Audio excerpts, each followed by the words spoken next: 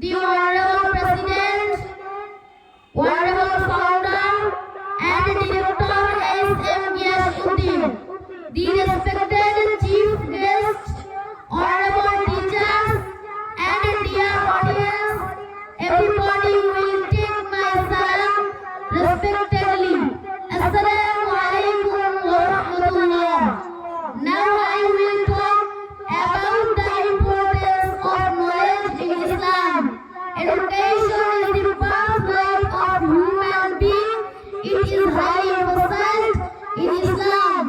The Quran and the teaching of Prophet Muhammad sallallahu alaihi wasallam provide clear guidance on acquiring knowledge and learning. In Islam, seeking knowledge is seen as an act of worship and a means of getting closer to Allah. For example, Allah has said, read the name of your Lord who has created. Surah Alaq, Ayat 1.